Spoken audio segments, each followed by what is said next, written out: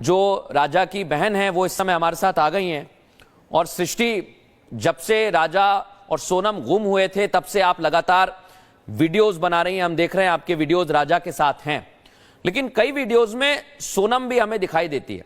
और जब भाभी और दूल्हे के बीच में आप खड़ी हुई हैं, देखिए इधर, तो क्या बातचीत आपकी हुई थी, आपका रिलेशन कैसा था, आपकी क्या बातें हो रही थी सोनम से, जरा बताइए हमें।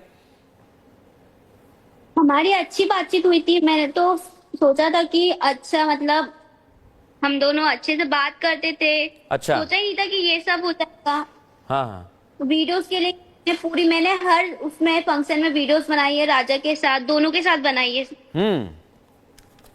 एक वीडियो है सृष्टि, हम दिखा रहे हैं जिसमें आप पूरे परिवार के साथ हैं, राजा काफी खुश दिखाई दे रहे हैं। और एक वीडियो है जिसमें आप अपने भैया के साथ और अपनी भाभी के साथ हाथों में हाथ डाल के खड़ी हुई हैं। उस दौरान कुछ आपको ऐसा लगा कि भाई सोनम के दिमाग में कुछ और चल रहा है, या घर आने के बाद, शादी के बाद कोई आपकी ऐसी बात हुई हो, आपको याद हो सृष्टि? नहीं, ऐसा कुछ भी नहीं हुआ। वो भी मतलब मैं वीडियो बनाने का बोल रही थी कि मेरे को वीडियो बनाना है आप लोगों के साथ, तो उन्होंने बोला कि हाँ बना लो। वो खुद इन्वॉल्व हो रहे थे हर चीज में। बिल्कुल भी नहीं लगा कि ऐसा कुछ हो जाएगा। घर पर भी वो आए थे तो ज्यादा बात नहीं हुई घर पर तो, बट इतना ध्यान भी नहीं दिया, पर ऐसा कुछ भी नहीं लगा हमको। अच्छा सृष्टि, एक चीज और, अभी जैसे उमा जी बता रही थी, आपकी मौसी, उन्होंने बताया है कि सोनम समय नहीं दे पा रही थी राजा को। और आपको कभी ऐसा लगा आपकी फोन पर बात हुई, अभी कोई वीडियो आपने बनाया हो, रील उनके साथ बनाई हो, या आपकी बात नहीं हो रही हो, ऐसा कुछ हुआ? नहीं, ऐसा तो कुछ भी नहीं हुआ। मौसी ने बताया था मेरे को कि वो दोनों बात नहीं करते हैं। राजा से मैंने एक दो बार पूछा था, मतलब जब मैं उसके साथ थी, कि अच्छा। तुम लोग बात नहीं करते क्या? उसने मेरे को यही बोला था कि उसके पास टाइम ही नहीं होता मेरे लिए, तो मैं क्या बात करूँ। अच्छा, वो आपको भी टाइम ही नहीं बताया था बताती राजा थी। ने कि वो बात नहीं करती है? हाँ, वो ज्यादा बात नहीं करती थी। उसने बोला कि टाइम ही नहीं होता उसके पास। बहुत बहुत बड़ी बात आप बता रही हैं सृष्टि, उमा जी ने भी हमें बताई। लेकिन मैं एक चीज और जानना चाह रहा हूं, जब, जैसा मैंने अभी उमा जी से पूछा, आपकी मौसी से, शादी के बाद जब भी कोई नई नवेली दुल्हन आती है तो आमतौर पर ननंद और भाभी का एक ऐसा रिश्ता होता है कि बहुत सारी चीजें शेयर की जाती हैं।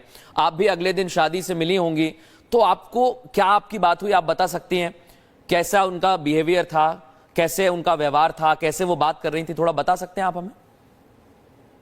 मैं जब मिली थी फर्स्ट टाइम, तो उनका मतलब इतना मुझे ज्यादा वो नहीं लगा, अटैचमेंट जैसा होता है वैसे तो हम दोनों का बिल्कुल भी नहीं था। मतलब जैसा अनजान इंसान से मैं बात वैसा वाला था स्टार्टिंग में तो, क्योंकि मैं भी इतना अच्छे से नहीं जानती थी उनको। हाँ। तो ज्यादा बात भी नहीं हुई, ज्यादा इन्वॉल्व भी नहीं होती थी फैमिली में।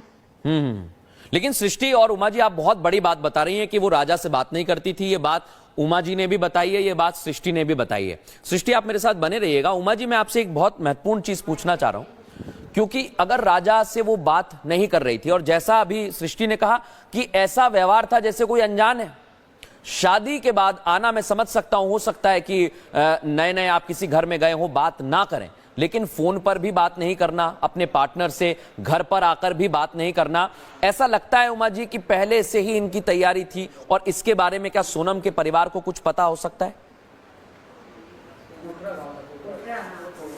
नहीं, ये शादी के पहले की बात थी। जो अपन सगाई करते ना, इसके बाद पहले की बात थी।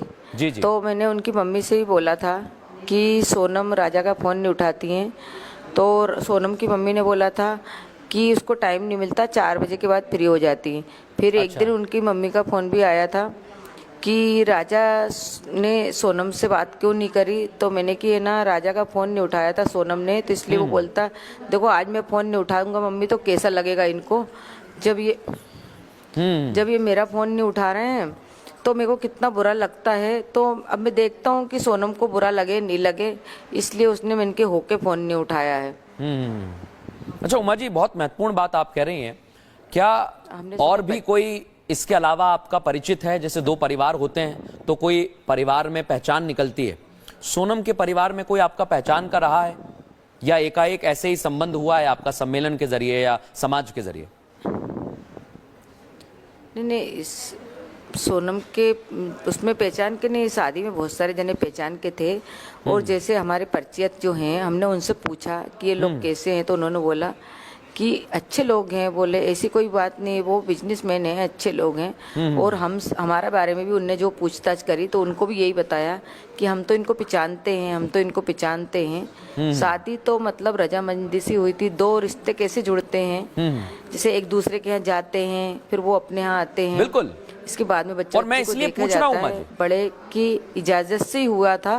बिल्कुल, और मैं इसलिए पूछ रहा हूं कि भाई राजा का क्या कसूर है इसमें, राजा की क्या गलती?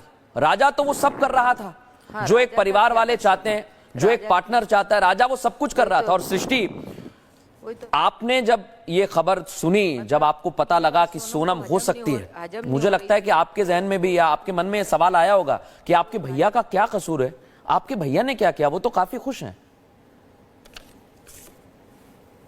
वो तो बहुत खुश था शादी से, आप देख सकते हैं हर वीडियो में इतना स्माइल कर रहा है, हंस रहा है। तो बिल्कुल भी सोचता कि उसके साथ ऐसा हो जाएगा।